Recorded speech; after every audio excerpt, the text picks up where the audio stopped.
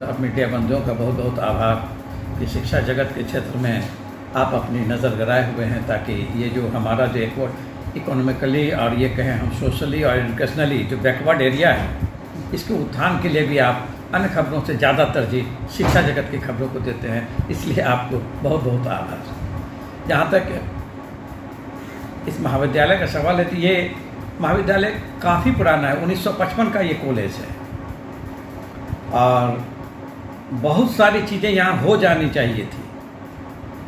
उच्च शिक्षा चूँकि यहाँ स्नातक स्तर तक की पढ़ाई है, स्नातकोत्तर की पढ़ाई यहाँ नहीं है और कुछ विशेष यहाँ की परिस्थितियाँ हैं जिसके चलते बच्चे उच्च शिक्षा से वंचित रह जा रहे हैं। तो हमने इसके लिए प्रयास किया।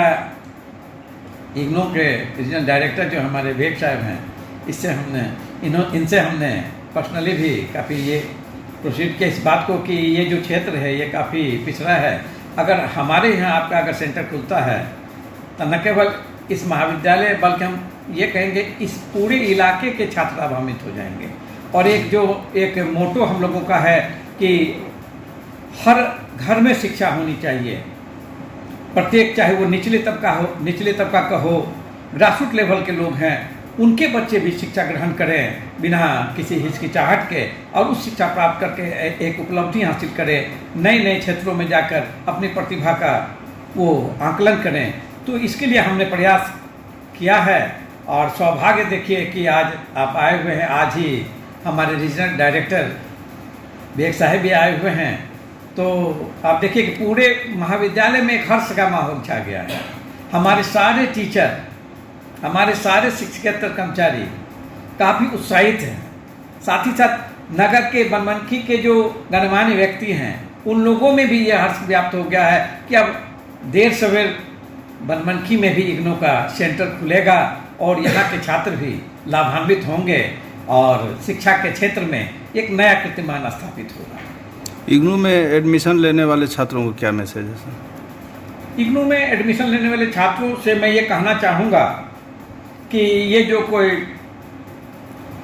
कह रहा है कि डिस्टेंस एजुकेशन के आधार पर उनकी शिक्षा की डिग्री प्रभावित होगी, ऐसा नहीं है।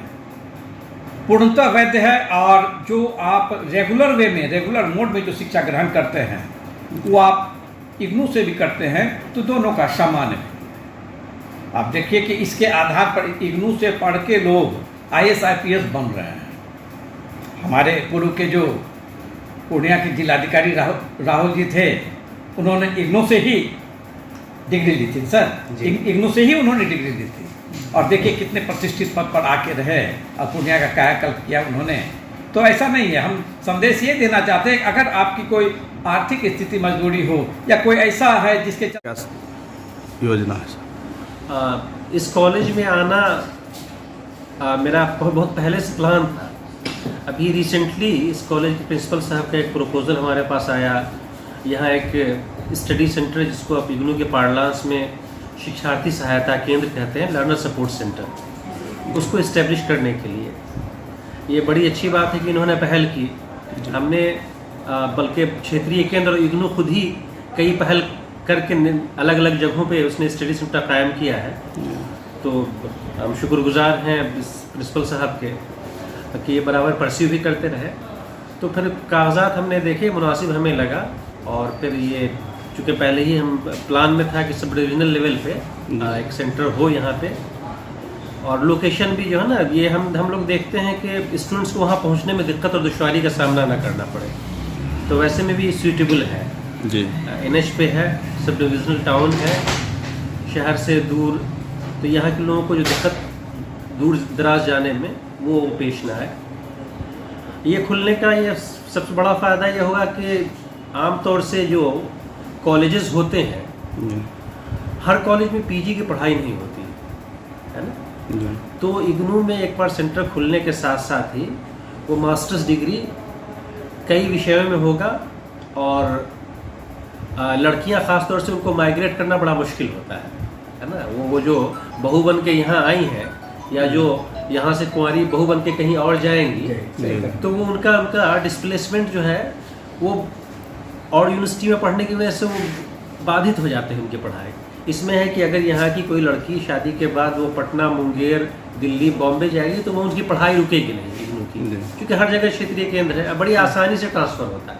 जी और ट्रांसफ़र के बगैर भी अगर कोई चाहे जी। कि वो इसी एरिया के स्टूडेंट हो, परीक्षा के देने की उन्हें पूरी इजाज़त है जी। बगैर ट्रांसफ़र किए हुए। कब तक केंद्र एस्टेब्लिश हो सकता है? केंद्र को मेरे ख्याल से 2-3 महीना लगेगा, क्योंकि मुख्यालय हमारा जो दिल्ली में स्थित है जी जी वहाँ प्रपोजल अभी जाएगा। जी और कुछ कागजात की जो और कमी है जी उसको हमने निशानदेही कर दी है उसकी, वो पूरा होने के बाद वो भेजा जाएगा, फिर वहाँ एक प्रोसेस होता है, जी। आदरणीय कुलपति महोदय तक ये सारी चीज़ें जाती हैं, फिर वो कार्रवाई होगी। तो इस साल हम उम्मीद करते हैं कि वो सारी चीज़ें हो जाएंगी।